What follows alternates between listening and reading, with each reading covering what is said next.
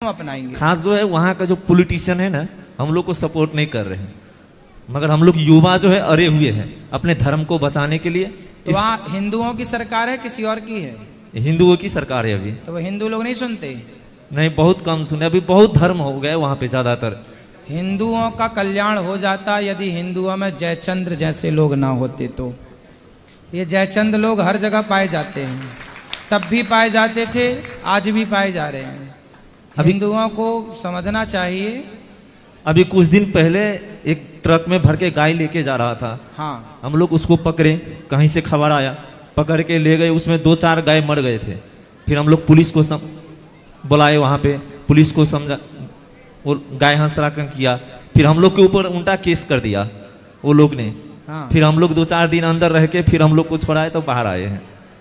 वहाँ पे ज्यादा हम लोग के ऊपर ही दमन है, हिंदू के ऊपर ही दमन हो रहा है। धर्मांतर अभी ज्यादा हो रहा है नेपाल में ज्यादातर। ये तो बड़ा दुखद है। आप सबको एक मुहिम चलाना चाहिए कि एक ऐसा कोई कानून भी हो कि भाई जो जहां है, देखो सब हिंदुओं को ये समझाओ कि यदि क्रिश्चियन बनाना ही होता भगवान को तो क्रिश्चियन जगह पैदा करता। सही बात। अरे ईश्वर ने तो सबको हिंदू बनाया है, क्रिश्चियन तो बनाया जाता है यहाँ। भगवान के घर से तो हिंदू ही पैदा होता है, फिर वहाँ से यहाँ आने के बाद काट पीट के कोई बनाता है, कोई बनाता है। जब ईश्वर ने आपको हिंदू बनाया है तो फिर क्यों आप कुछ और बनना चाहते हैं? यदि आपको ईश्वर कुछ और बनाना चाहता तो हिंदू क्यों बनाते? तो ईश्वर ने जब आपको हिंदू बनाया है तो बने रहो ना हिंदू। क्यों तुम अपना धर्म बदलते हो? दूसरे धर्म में भेजना होता ईश्वर को तो ईश्वर वहीं भेजता आपको। तो क्यों किसी और का धर्म अपनाना? धर्म है ही, धर्म तो सनातन ही है, बाकी तो सब मजहब पंथ है। इसलिए सबको जागरूक होना चाहिए, बहुत ज्यादा जागरूकता की आवश्यकता है। जय श्री राधे। राधे राधे गुरु जी। जी, आपके चरणों में कोटि कोटि प्रणाम। खुश रहिए। मैं आपसे 2 साल से जुड़ी हूँ। नॉनवेज खा रही थी, छोड़ दी। मेरे घर में चल रहे थे, लेकिन आपकी कथा सुने तो छोड़ दिए। 2 साल हो गए। अच्छा गुरु जी, मुझे नहीं गोत्र नहीं पता है, लेकिन मुझे गुरु मंत्र लेना है। मैंने पने पंडित जी से पूछे जो पूजा कराते थे, तो बोले कि कश्यप ऋषि है, तो क्या मैं ले सकती हूँ गुरु मंत्र? हाँ, गुरु मंत्र ले सकते हैं। पंडित जी, राधे राधे। गुरु जी के चरणों में साधारण चरण स्पर्श। यूट्यूब में आपको काफ़ी देखा, पहली बार आपका दर्शन का सुअवसर प्राप्त हुआ। गुरु जी, आपसे एक निवेदन, बंगाल में गौ माता पे काफ़ी अत्याचार होता है। हम लोग का हृदय व्यथित होता है, भगवान से प्रार्थना करके कुछ नहीं कर सकते, पता नहीं कब बंद होगा। और जब तक गौवंश पर अत्याचार बंद नहीं होगा, भारतवर्ष का विकास नहीं हो सकता। गुरु जी सही कह रहे हैं, गौ हत्या तो बंद होनी ही चाहिए। बंगाल में गुरु जी कोई मतलब ये असुर का प्रभाव है या वहाँ का शासन तंत्र का, जो हिंदू है वो मूक दर्शक, हम लोग चाह के कुछ नहीं कर सकते। वहाँ प्रशासन तंत्र भी गो अत्याचारियों के साथ में हो जाता है। ये कलयुग का प्रभाव है, चाहे हमारा दुर्भाग्य है, क्या कहें। सही है, होगा कभी ना कभी, भगवान कृपा करेंगे। कभी न कभी होगा, उसी ईश्वर से यही प्रार्थना करते वही करेंगे। बिल्कुल, गौ हत्या तो बंद होनी ही चाहिए। गाय सबकी माता, और गौ हत्या तब बंद हो सकती है जब हम सब गौ माता की सेवा करने लग जाए। हम लोग सर प्रयास करते हैं गुरु जी, पर बंगाल में एक बहुत अच्छी व्यवस्था थी हमारे भारत में, पर सारी व्यवस्था बिगड़ गई। पहले देखो, खेती किसानी बैलों से होती थी। हाँ, होती थी गुरु जी। जब तक बैलों से खेती होती थी तब तक लोग गाय को रखते थे, बैलों का उपयोग था। अब किसी की, चलो गाय की तो आज भी चलो दूध देती है, पर बैलों की क्या आज वैल्यू है? बैल होता है तो वो सोचते हैं कहाँ भेजेंगे, कहाँ रखेंगे। पहले तो बैलों का उपयोग गायों से ज्यादा था। हाँ, तो इज्जत थी गाय की और गाय की सेवा थी। अब ये यंत्र इतने आ जाने से तरक्की तो हुई, विकास तो हुआ, पर कहीं ना कहीं गौवंश को बहुत हानि हो गई, बहुत हानि हो रही गुरु जी इन यंत्रों से। अब वो जो बैल हैं नंदी, अब वो कहाँ जाएं? गौशालाओं में गाय, आप भी अपने घर में गाय रखते हैं और जब बैल आपके घर में बछड़ा हो जाता है तो बड़ा होता है तो आपको चिंता होने लगती है कि इसको कहाँ रखेंगे। आप निकाल देते हैं और निकालते हैं तो सड़कों से उठा के ले जाते हैं, काट देते हैं कसाई लोग। गाय तो फिर भी लोग जैसे तैसे रख लेते हैं ना के बराबर, बैलों का तो और हाल खराब है। और ये सब तब हुआ कि जब ईश्वर की व्यवस्था यंत्रों ने बिगाड़ दी। ईश्वर की व्यवस्था थी कि किसानों का सबसे बड़ा योगदान बैल देते थे, बैलों की भूमिका थी। हल चलाने के लिए बैल काम आते थे, जुताई गहाई इत्यादि में बैल। बहुत बड़ी हानि हुई है। विकास तो हुआ है, पर विकास तो हुआ पर अब जैसे हम लोग इंटरनेट चलाते हैं, इंटरनेट से बहुत सुविधाएं हैं, सब चीज़ें मिल जाती हैं। लेकिन इस इंटरनेट से 5G से, इस 5G के जितने फ्रिक्वेंसी है, किरणें हैं इसकी, इससे क्या हुआ कि जो गांव में छोटी छोटी चिड़िया होती थी, आपने भी देखा होगा, छोटी छोटी चिड़िया फुदकती थी घरों में, गौरैया उसका नाम होता था। अब वो चिड़िया सारी समाप्त हो गई, बहुत सारी चिड़ियों की प्रजातियां नष्ट हो गई। आपको क्या लगता है ये 4G 5G के फ्रिक्वेंसी, इसके जो किरणें निकलती हैं जो भी, तो उससे नुकसान तो है ही ना प्रकृति को। गायों का नुकसान हो गया यंत्रों के कारण, इंटरनेट के कारण चिड़ियों का सारा ह्रास हो गया, सारी चिड़ियां लगभग मारी गईं, अपने आप मर गईं। तो प्रकृति की हानि तो हो ही रही है। विकास हो रहा है, चलो संतोष आप लगाते हैं, विकास हो रहा है, विकास, लेकिन ये विकास कम, बहुत गहराई से विचार करेंगे तो विनाश ज्यादा दिख रहा है। आने वाले टाइम में एक लंबे विनाश की ओर हम सब जा रहे हैं यदि सावधान नहीं हुए तो। निरंतर पेड़ कटते जा रहे हैं। अभी देखो बाढ़ चल रही है पूरे भारत में, हर नदी उफान पर है। क्यों? नदियों को नदियों से जोड़ा जाएगा तो कितना अच्छा होगा, नदियों का पानी बट जाएगा, बाढ़ नहीं आएगी, बेवजह लोगों की मृत्यु नहीं होगी।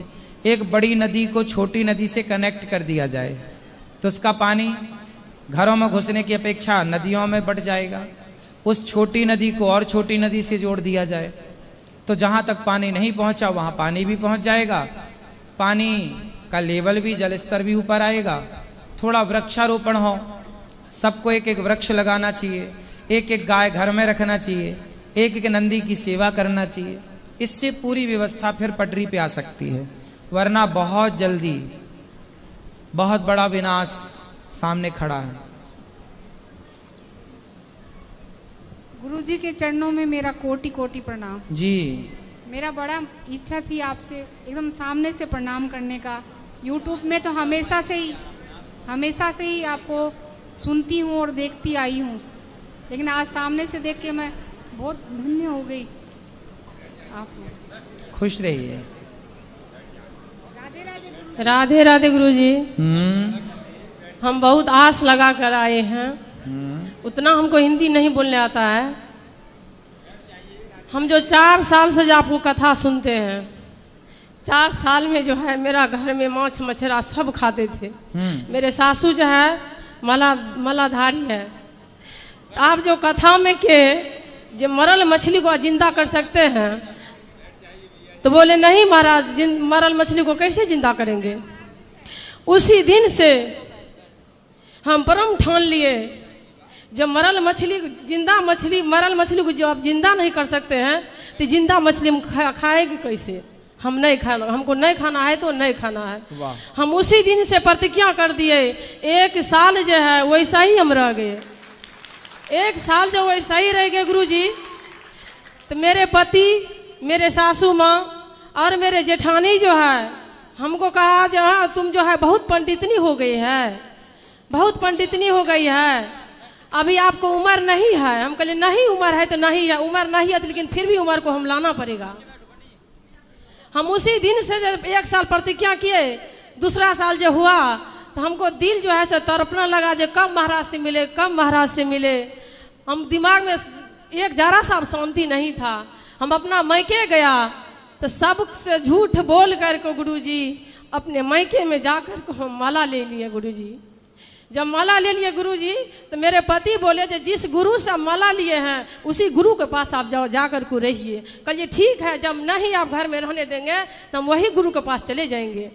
तो मेरे सासू माँ जो है, सासू माँ रोने लगे जी ये धन हम मेरा घर जो है से मेरा स्वर्ग हो गया, मेरे पुतहू जो माला ले लिया तो हमको बहुत अच्छा लगा। बेटा आप काहे हमको पुतहू को तुम डांटते हो। उसी दिन से मेरे पति साइलेंट हो गया।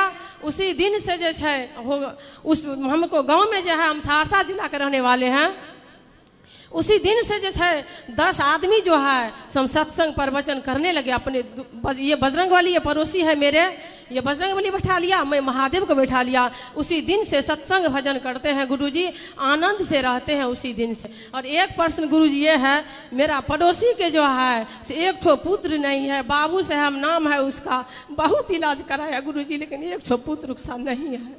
वो हमको बोले जो जाकर को महाराज जी से कहिएगा जो मेरा आशीर्वाद दे, हमको पुत्र प्राप्त होगा। बिल्कुल।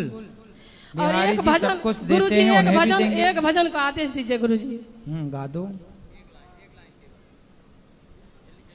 सांझे सुवेरे दोपहरिया हो, गंगा मारे ले लहरिया। सामे सुवेरे दोपहरिया हो, गंगा मारे ले लहरिया। मारे ले लहरिया गंगा मारे ले लहरिया। मारे ले लहरिया गंगा मारे ले लहरिया। सामे सुवेरे दोपहरिया हो, गंगा मारे ले लहरिया। ओही रे लहरिया में अनिरुद्ध भगवान यही लखी। ओही रे लहरिया में अनिरुद्ध भगवान यही लखी। कागा जाके नैया नीरा मई लखी न हो, गंगा मारे ले लहरिया। कागा जाके नैया नीरा मई लखी न हो, गंगा मारे ले लहरिया। कागा जाके नैया चारी हमें नहीं जाइबा। कागा जाके नैया चारी हमें नहीं जाएब। पानिया पारते गाली जाए ताए हो, गंगा मारे ले लहरिया। मारे ले लहरिया गंगा मारे ले लहरिया। मारे ले लहरिया गंगा मारे ले लहरिया। सामे सुवेरे दोपहरिया हो, गंगा मारे ले लहरिया। सुंदर, बहुत बढ़िया, सुंदर। खुश रहिए, भगवान आपको सुखी रखें। आपने सारी बुराइयों को छोड़ दिया, बहुत अच्छा। राधे राधे गुरुजी। ठीक है, माताओं के दर्शन करके प्रसादी पा लीजिएगा आप सब।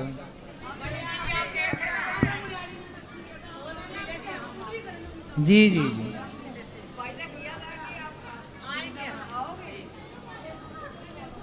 अभी अंदर चलेंगे, अभी अंदर चल के फोटो खिंचवाएंगे। बैठो 5 मिनट और, 2 ले लेना। चलो अंदर। जी जी बोलो। राधे राधे गुरुजी। गुरुजी मेरे शादी के 4 साल हो गए। और उसके बाद जो है ना वो जो है ना मुझे बहुत मारते थे, टॉर्चर करते थे, सर फाड़ दिए। यहाँ पे 17 गो टाँका पड़े हैं। और उसके बाद घर में बंद करके मुझे बहुत मारते थे, पीटते थे। खाना पीना 2-2 तीन दिन तक नहीं देते थे मुझे। और वहाँ से मैं भागकर मैं अपनी बहन के यहाँ गई, वहाँ भी काम करती थी तो उसको देती थी। और जब मैं 2 महीने से बीमार पड़ गई ना, तो उसके बाद 2 महीने से बीमार पड़ गए तो वो भी घर से धक्के मार के 12 बजे रात को निकाल दी मुझे, समझे। और उसके बाद जब मुजफ्फरपुर स्टेशन आई तो मेरे पर्स चोरी हो गए। वहाँ पर्स 2700-2800 रुपये मेरे चोरी हो गए। और उसके बाद गुरुजी कह रहे हैं कि उसके मैं अपना नाक वाला बेच के आपके चरण में आई हूँ, कुछ यहाँ रह के मैं काम उम करना चाहती हूँ गुरुजी। पति कहाँ है? वो छोड़ दिए, वो दूसरी शादी कर लिए गुरुजी। तो आपने क्यों करने दी दूसरी शादी? बहुत मारते थे, बहुत पीटते थे, बहुत 2-2 दिन 3-3 दिन घर में बंद करके रखते थे, खाना पीना नहीं देते थे। बच्चे हैं आपके? नहीं गुरुजी, बच्चे नहीं हैं। तो कब कर ली उन्होंने दूसरी शादी? 1.5 साल हो गए गुरुजी। तो आपसे तलाक हो गया उनका? जी गुरुजी, मैं आपके चरण में रह के कुछ काम करना चाहती हूँ गुरुजी। अच्छा, कार्यालय में बात कर लीजिएगा। प्रणाम गुरुजी। बोलिए। पहले हम लोग मिथिला से हैं। हाँ। तो हमारे यहाँ बलि प्रथा ज्यादा है, बलि प्रथा है हमारे यहाँ। हाँ, तो हम हाँ। लोग पहले नॉन वेज खाते थे। तो उसी समय में 2-3 जगह बलि का हमने मन्नत लिया हुआ है। जैसे माता गिरजा जी जहाँ गिरजा पूजी थी उस जगह, उस मंदिर में, कालिदास जी को जहाँ दुर्गा माता जी दर्शन दिए थे उस जगह में, और एक वीरगंज में। तो अब हम वैष्णव हो गए हैं, श्री उसी से क्या कहते हैं उसको, रामानुजी संप्रदाय से दीक्षित हैं। हाँ। तो अब बलि नहीं देना चाहते हैं, तो उसका विकल्प क्या है? नारियल, नारियल तोड़ देना भी एक बलि है। पेठा वाला कद्दू जी, कद्दू चढ़ा देना, कद्दू को काट देना बीच से, ये भी एक बलि। बकरा बकरी ना काट कर कद्दू की बलि दे दो या नारियल फोड़ो, बस तो मन्नत पूरा हो जाएगा। वो हो जाता है, पूरा हो जाएगा।